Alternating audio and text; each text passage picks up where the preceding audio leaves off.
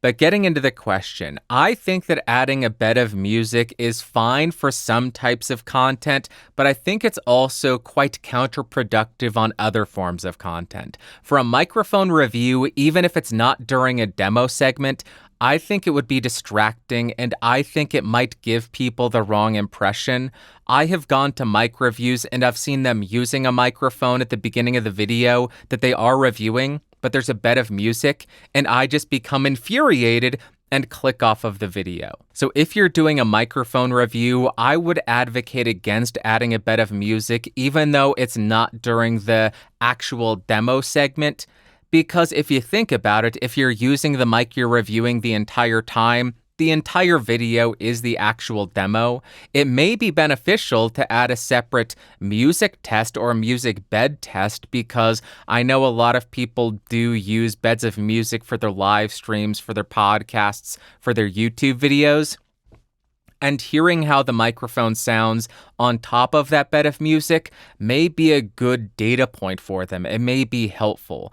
But as far as adding that under the entire microphone review or during the non-demo segments, I would say maybe not. For a microphone history video, I think that's a different story, and I think that would be more acceptable to have a bed of music under the non-demo segments because if you're doing a history video, chances are it's not going to be a microphone that's in current production. People are not going to be saying, I need to hear how this sounds to make an informed purchasing decision.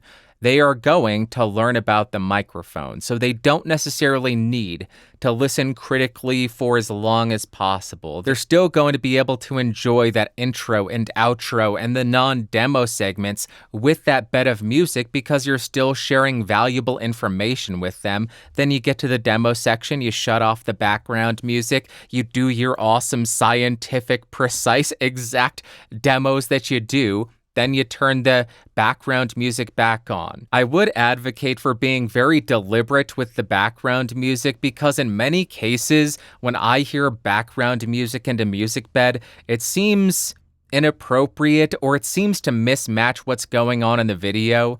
People just aren't great at selecting music that fits the vibe of the video or the topic of the video.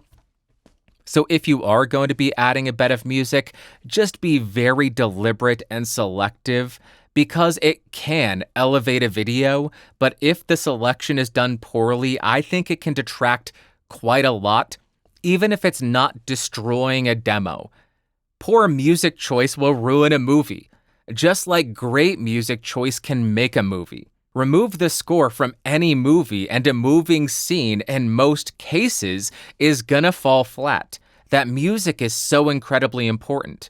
Or take that same moving scene, the scene that just moves you deeply and emotionally, and then put Benny Hill under it. It's gonna fall apart. It's not going to be effective. I think the same thing holds true for YouTube videos and streams. People just don't take as much care with their selection. So that's just my recommendation. Be very selective with what you do, what you choose to use for the history, because yes, it can absolutely elevate a video to a new level. It can have emotional cues if you want to do that. But if you're doing a soft-spoken history video and you have Cannibal Corpse playing in the background, it's not going to fit. It's going to detract from the video. It's going to be a distraction. So use your music to elevate the video as opposed to just having a music bed for the sake of having a music bed. But you are really smart. I know you understand all of this. I'm just sharing this in case there's somebody else out there who may benefit from me just going through this entire thought process.